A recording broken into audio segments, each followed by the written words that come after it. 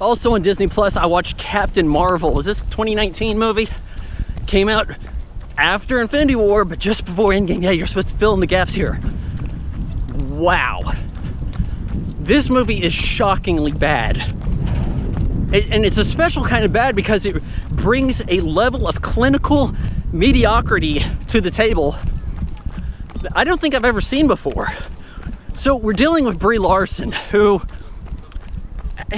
acts like a wet paper bag.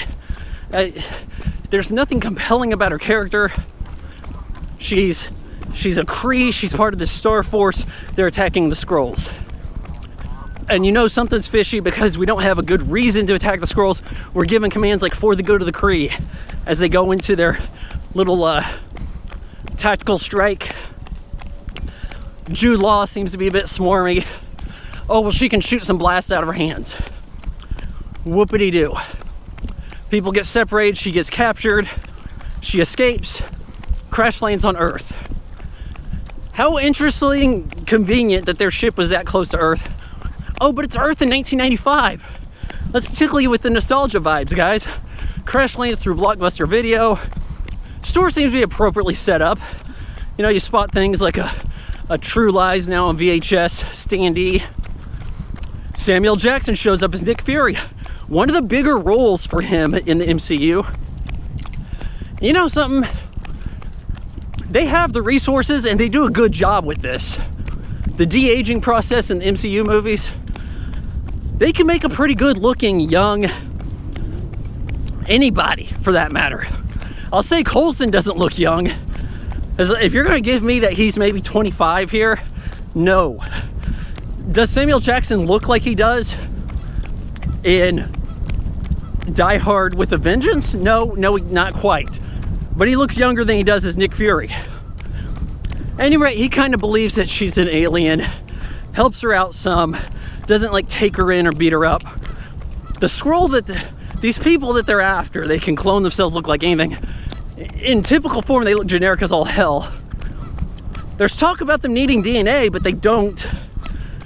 They can just kind of, I looked at the girl in the swimsuit, I became her. And her clothes. I don't like the way how the MCU glosses over so many details and the minutia and just says, magic, comic books, rated PG-13. I don't care for that. So eventually the Skrulls kind of catch up with her, and what do you know? She learns that she's with the bad guys. Jude Law has tricked her. There was this lady who had a spaceship she was making, and Brie Larson's Carol Danvers was the test pilot. They got shot at, thing blew up. She actually blew it up and absorbed the light speed energy engine from the ship. A bunch of bullshit. And I continue to question what is what in an MCU movie. You're telling me the ship was powered by the Tesseract, which is also Infinity Stone, but we can't call it that. And then I see other things happen where it's just confusing about where is this thing.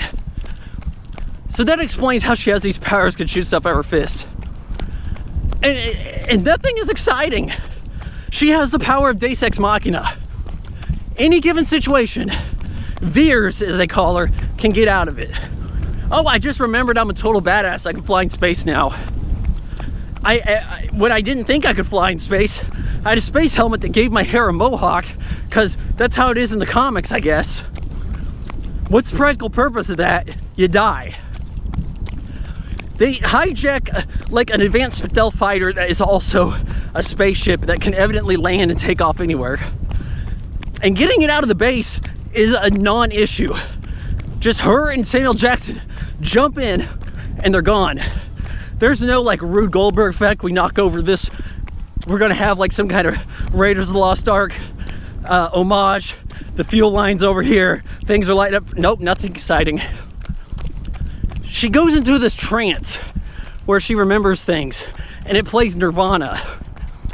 She would have no idea what that is because she actually left Earth in '89. That's when her accident was. Comes back in '95. Would have no idea about that band. And it seems as though lock in her mind here would be where she's weak. Not true. Veers can just get out of it. Hey, I remember I'm badass. Fire, fists everywhere. Just goes like the Flash through the spaceship. Knocks over people. I had to rewind this fight scene twice to find out what happened. She just goes, and then people are down. So she learns that she was helping the bad guys, and switches sides, helps the Skrulls. Things that we could have foreseen. I don't know why she really wants to be on Earth anymore, or aligned with that human identity, because the only memory she has of Earth is being told she can't do stuff because she's a girl. That's it. You can't drive a go-kart because you're a girl. You can't climb that rope because you're a girl. You can't fly because you're a girl. Maybe 70s, early 80s, you might get some talk like that.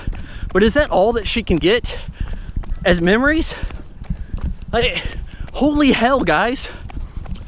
I feel like this movie was made specifically to pass like the Bechdel test to the nth power. Like, this is the most Bechdel test movie ever made. Carol has nothing close to a love interest. There's another female character. Maria Rambeau, her daughter, I guess, gets to become Captain America. She was an atrocious actress. It was supposed to be saying things exciting, but wasn't. I'm talking about the little girl. Understandable.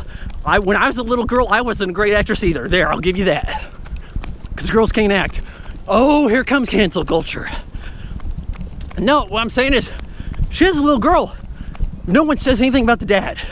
No talk about that. Samuel Jackson Coulson, the Kree, the Skrull. Okay, actually, there's a Skrull who has a kid and a wife.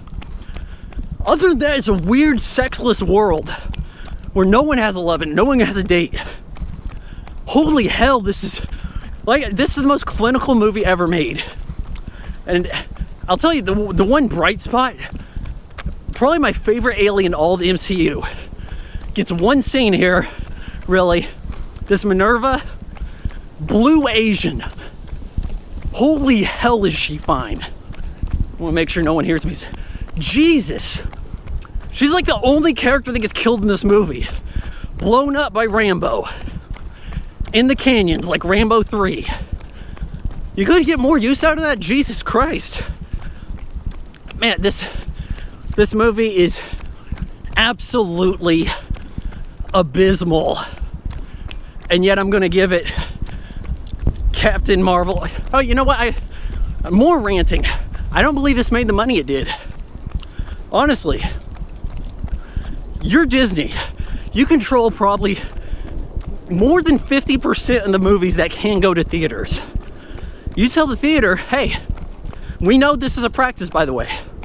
You have to play Captain Marvel in your biggest auditorium for X number of weeks if you want to get Star Wars, if you want to get the new Avengers. They pull this move on theaters. What are you going to do? You have to do it, or you're not going to have anybody in your theater. What if they say, hey, you have to sell this many tickets to this movie, or you don't get Infinity War, you don't get Star Wars, you don't get Endgame? What if they pull that? Who's to stop them? You end up with a bunch of giveaways. Hey, radio station, TV, hey, anybody, just show up. We'll fudge the numbers. Say the movie made $1 billion. I swear, movies are making $1 billion now to save face. No one's seeing this stuff, and you're telling me it's getting $1 billion? And there's nothing exciting about this either. Christ, it's boring. You're telling me people came back, told their friends you need to go see this? How many lesbians are there to buy tickets to Captain Marvel to get their Bechdel test? Christ, Captain Marvel, 1.5 out of 4 stars.